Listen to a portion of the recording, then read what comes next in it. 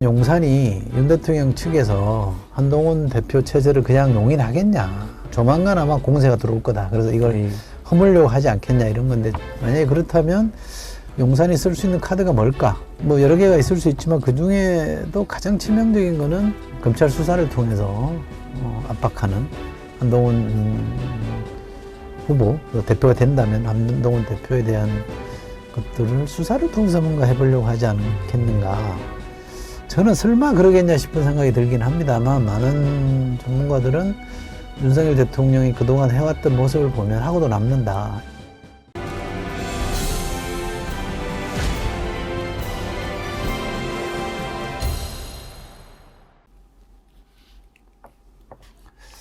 안녕하세요, 이철입니다.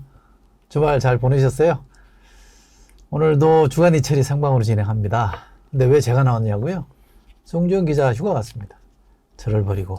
그래서 저희가 훨씬 뛰어나신 분을 모셨는데요. 우리 지하세계 PD입니다. 백빈 PD, 어서 오십시오. 네, 안녕하세요. 제가 마치 주인인 것처럼.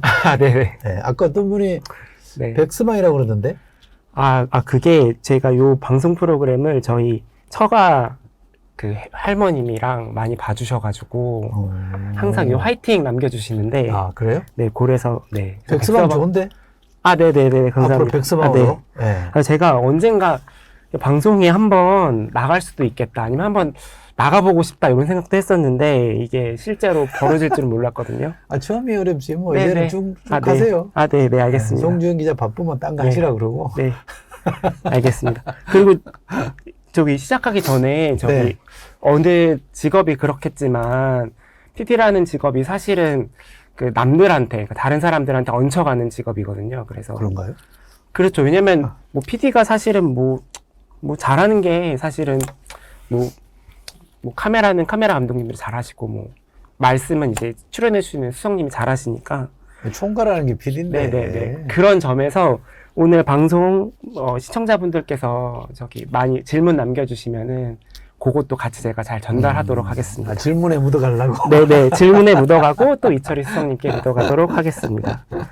그러면 일단 저희의 항상 공식 질문인데요. 수석님이 보시는 이번 주 주목할 만한 정치 이슈는 뭔가요? 글쎄, 워낙 뭐 정치 현안들이 많이 생기긴 합니다만, 이번 주는 내일 나오는 국민의힘 전당대회 결과를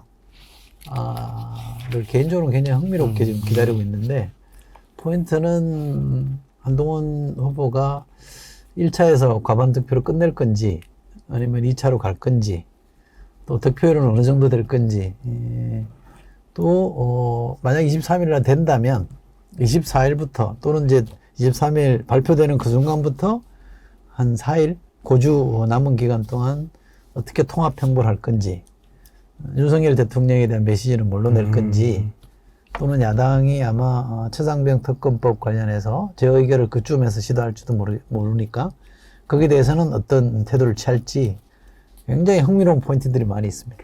네, 되게 많은 이야기를 한 번 해주셨는데 하나씩 짚어보자면, 이번에 국민의힘 전당대회가 흥행이 많이 되긴 했거든요. 뭐 TV 토론회 같은 경우도 관심이 많았고 시청률도 높았고, 근데 막상 투표를 진행하고 나니까 투표율이 지난해 3.8 전당대회보다 많이 낮았거든요. 뭐 그 낮았던 이유가 혹시 뭐라고 생각하시나요? 뭐 원인으로 따져보면 아무래도 쟁점들이, 후보 간에 좀 의견이 달랐던 쟁점들이 좀 미래지향적이거나 뭐 혁신, 쇄신, 개혁 이런 것들과 관련된 게 아니라 좀 네거티브 공방이었잖아요. 거기에 대해서 이제 서로 자기 식구들끼리 서로 다투고 뭐 폭로하고 이러면서 당원들 입장에서는 좀 별로 너무 과한 거 아닌가 이런 생각을 했던 것 같아요. 그런데 아까 말씀하신 대로 김기현 대표 될 때 투표율이 높았던 거는 그때는 흥행이 별로였잖아요. 근데 투표율은 높았거든요. 네. 그러니까 이거 흥행하고 투표율하고 곧바로 비례하는 건 아닌 것 같다라고 생각하고요. 일반 국민들이나 언론에서는 상당히 흥행이 됐잖아요. 문제는 투표율이 낮은 거는 그 이전에 보니까 또 이준석 대표가 될 때 보니까 50%가 안 됐더라고요. 투표율이 지금이랑 얼추 비슷한 것 같던데, 그때 이준석 대표가 됐잖아요. 그러니까 투표율이 낮은 게 꼭 한동훈 후보에게 불리해 보이는 것 같지는 않고요.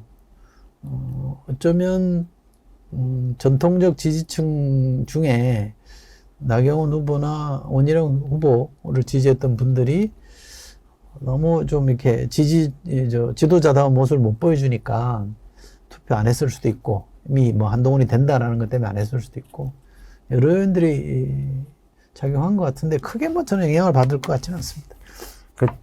기본적으로는, 일반적으로는 투표율이 높을수록 한동훈 후보가 유리하다. 뭐 이런 이야기들이 있어서, 뭐 한동훈은 여러 번 뭐 투표 동료 메시지를 냈는데, 나경원은 한 번만 냈다. 뭐 요런 기사도 있었지만, 수석님 보시기에는 투표율과 결과는 상관이 없을 것 같다. 한동훈 후보도 조직이 만만치 않을 거요. 원외위원장들이 많이 붙었고, 또 현역들 중에도 상당수가 한동훈 캠프에 관여하고 있다고 제가 들어서, 조직 역량에도 그렇게 밀린다고 보지는 않는데, 뉴페이스니까 아무래도 전통적으로 익숙한 사람이 아닌 새로운 사람이니까 좀 거기에 흥미를 갖고 새로운 사람들이 많이 들어와서 찍어주면 한동훈한테 유리한 거 아니냐. 상식적으로 그렇게 볼 수 있죠. 그러면 그 다음에 말씀해 주셨던 결선 투표를 갈지 말지가 또 관전 포인트라고 하셨는데, 예측해 보신다면? 제가 잘 틀려요. 네. 제가 민주당 전당대회 관련해서도 지난번 박용진 후보가 받았던 거 뭐가 20몇 프로였던 거잖아요. 그보다는 더 나올 거라고 생각했는데 지금 추세 보면 훨씬 적잖아요. 이제 반밖에 안 되잖아요. 이재명 후보가 90%가 넘고 있기 때문에 거의 압도적인 득표잖아요. 그거부터 제가 틀린 사람이라. 근데 아슬아슬하게 저는 과반이 되지 않을까 싶은데 1차에서 끝나지 않을까 싶은데, 왜냐하면 그 패스트트랙 관련돼서 나경원 후보가 공소 좀 취소해달라 이런 요청을 폭로해버렸잖아요. 그래서 상당히 논란도 세게 됐습니다만, 그 패스트트랙 수사를 받아서 기소된 사람들이 제법 있거든요. 지금 이제 국힘에서 정치를 하고 있는 당협위원장이나 이런 지위를 갖고 계신 분들이 있기 때문에 그분들은 조금 섭섭했을 수도 있어요. 그러면 그게 아마 영향을 줘서 제가 볼 때는 한동훈 후보에게 크게 플러스 된 것 같지는 않아요. 그게 약간 막판에 좀 작용을 했다 그러면 저는 좀 안정적으로 1차에서 끝날 거라고 생각했는데, 아슬아슬하게 끝나지 않을까. 그래도 아슬아슬하게 1차에서 끝나지 않을까 반수로 싶은데. 끝날 것 같아요. 잘 틀립니다, 제가. 네. 당장 내일이면 틀리는데 큰일 났네. 내일 한번 지켜보도록 하면 될 것 같고요. 저는 또 궁금했던 게, 지난해 사실은 응행은 안 됐다고 했는데, 어쨌든 김기현 대표가 50% 넘는 과반 득표로 1차에서 당선이 됐단 말이에요. 네. 그러면 그 당시에 김기현을 지지했던 표들, 근데 지금 여론조사를 돌려보면 한동훈 후보에 대한 지지가 굉장히 높게 나오잖아요. 네. 그래서 그 표들이 도대체 어디로 갔을까?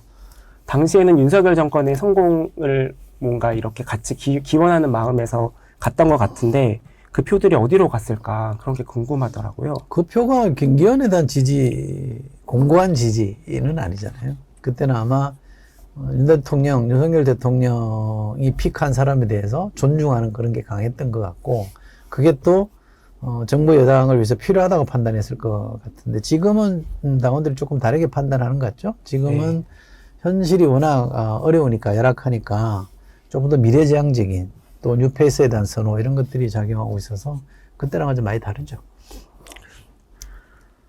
보고 하나씩 하는 거예요? 네네네네. 아니, 나름 준비를 많이 하려고 했었는데, 네, 보고 하나씩 하고 있습니다. 그리고 시청자분들도, 네, 제 질문이 부족하다거나 더 궁금하신 거 있으면 질문 올려주시면 제가 대신 물어봐 드리도록 하겠습니다.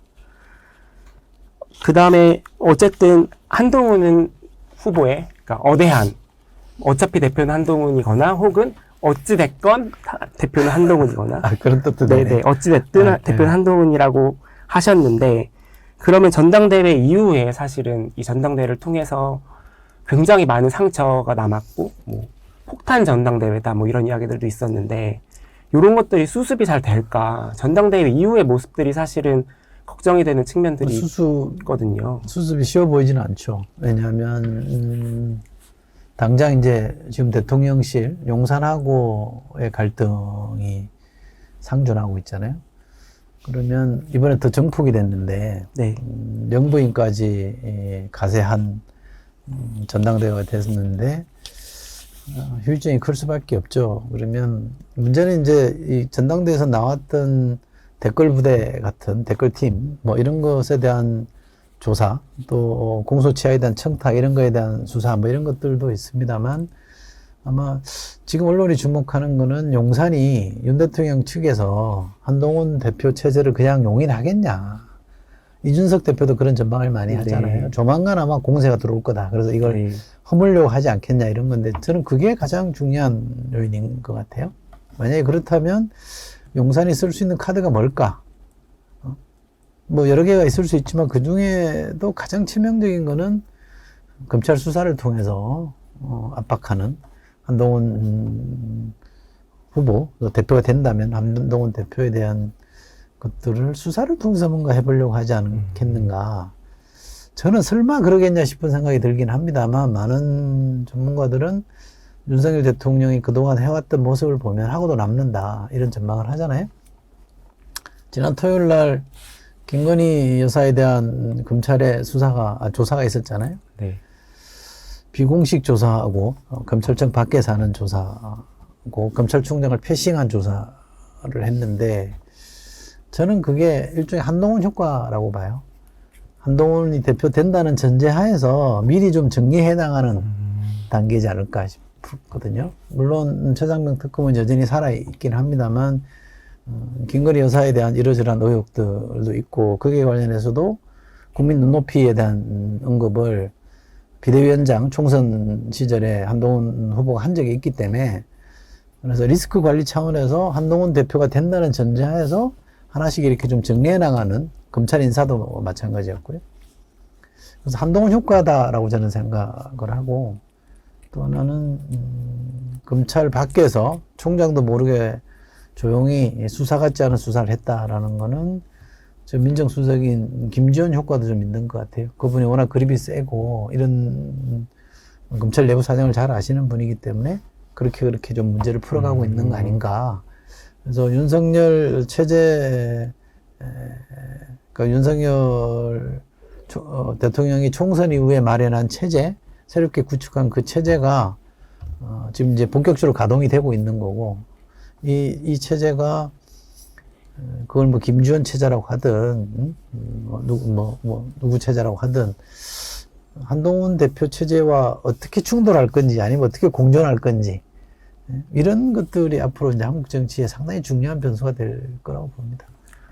근데 말씀하신 거를 가만히 들어보니까 검찰 수사를 통한 뭐 이런 이야기면 결국에 이준석 전 개혁신당 대표가 그 지난주 라디오 방송에서 나왔던 일단 윤석열 대통령은 난을 주고 일주일 뒤에 축출을 시도할 것이다.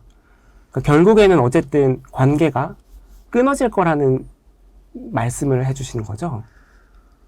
관계는 굉장히 안 좋아진 것 같고요. 문제는 대표가 됐으니 대통령으로서는 수용하자, 내 파트너로 삼자. 원래도 뭐 가까웠던 사이였으니까 어쩌겠냐. 네. 이런 선택이 하나 있을 수 있고 용납 못한다. 당원들이 뽑긴 했지만 나 이 체제는 같이 못 간다. 파트너로 내 삼을 수 없다. 라고 한다 그러면 어떻게든 허물려고 할 텐데 네. 그거는 어떤 방법을 통할 거냐. 만약에 이제 전대 결과에 따라서 최고위원들이 한동훈 측에서 몇 명이 될지는 모르겠습니다만 과거에 최고위원들 사퇴시켜가지고 지도부를 허무는 방법이 있긴 한데 그게 이제 가능할지 안 할지는 이제 결과를 봐야 알겠습니다만 현재 상태로 보면 그렇게 쉬워 보이진 않은 것 같고 그러면 검찰 수사라는 게 쓸 수 있는 카드 아닐까. 지금의 흐름으로 보면 제 감으로는 그럴 수도 있겠다 싶고요. 아니면 그냥 탈당해버리는 건데 나 이제 누구랑 같이 안 해. 나 탈당해. 나 혼자 할 거야. 이렇게 하는 건데 그거는 사실은 스스로 이제 자멸하는 카드가 될 수도 있잖아요. 108석이 안 받쳐주면 굉장히 난감한 상황이고 또 탄핵이란 이런 변수까지 고려하면 탈당 카드는 쓰기가 굉장히 어렵지 않을까 싶어요. 네. 그래서 저는 그런 전망을 하는 겁니다. 그리고 그 다음 한동훈 이후에 그 다음 시나리오로 사실은 이야기 나오는 것들이 한동훈 특검법이 있잖아요.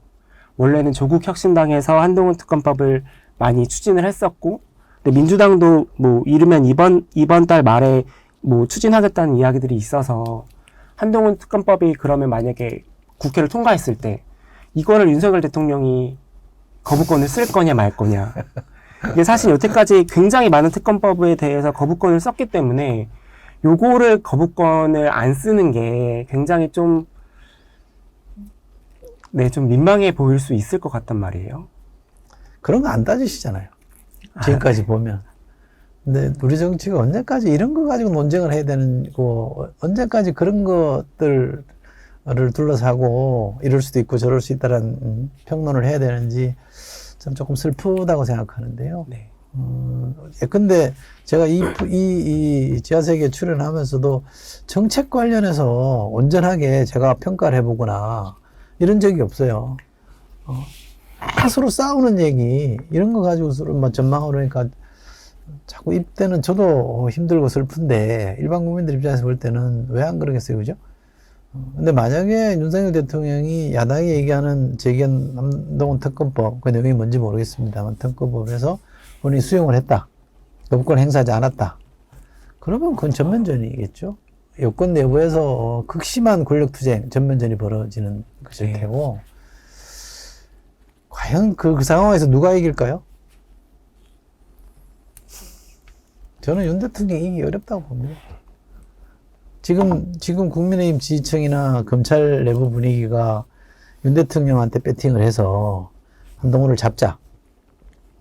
그 미래가 있나요? 그 두려움이 있을 거예요. 그러면, 물론, 뭐, 윤석열 대통령과 같이 가는 선택을 하는 분도 있을 수 있겠습니다만, 저는 그렇게 쉬워 보이지 않는데, 그래도 뭐 한국 정치는 워낙 예측하지 못한 상황 전개가 비일비재하니까 그렇게까지 정면 충돌할 가능성이 아주 없지는 않습니다. 근데 그렇지 않으면 좋겠어요. 두 분을 위해서가 아니라 국민들을 위해서 네. 제발 좀. 그러면 그 다음 이제 제2호권을 사용했을 때 재표결을 해야 되는데 요게 요번에 거부권 행사했다. 네, 거부권을 행사했다고 한다면 이제 재표결을 할 한동훈 텐데 특검법에 대해서. 네, 한동훈 특검법에 대해서 네. 그러면 요번에 사실은 패스트트랙 공소취소 관련해가지고 한동훈 후보에게 뭔가 불편한 감정을 갖고 있는 현역 의원들이 많이 있을 것 같단 말이에요. 그래서 천하람 개혁신당 원내대표는 100% 이거 재의결 때 이탈표 나올 수 있다. 통과될 것 같다. 이런 식으로 지난주 저희 지하세계에 나와서 이야기를 그래요? 했거든요. 네. 요거에 대해서는 혹시 어떻게 생각하시나요? 그렇게 할 수 있을까요? 그것도 뭐 가능한 시나리오 중에 하나일 텐데, 갓 대표된 사람을 그런 식으로 공격에 빠뜨린다? 그 후폭풍이 만만치 않을 텐데요? 네. 저는 모르겠습니다. 근데 제가 국민의힘은, 천하람 대표나 이준석 대표 훨씬 잘 아니까, 그분들의 생각을 존중합니다만 현재 제 감으로는 뭐 그렇게까지 하겠냐 이런 생각이 듭니다. 네, 알겠습니다. 잘 틀려서 이거 참 조심스럽네. 네. 어쨌든 오늘 내일 있을 국민의힘 전당대회에서 1차에서 끝날 거라고 예상을 해주셨고 요게 맞는지는 내일 박으시는군요. 한번 확인해 보시면 될 것 같고요.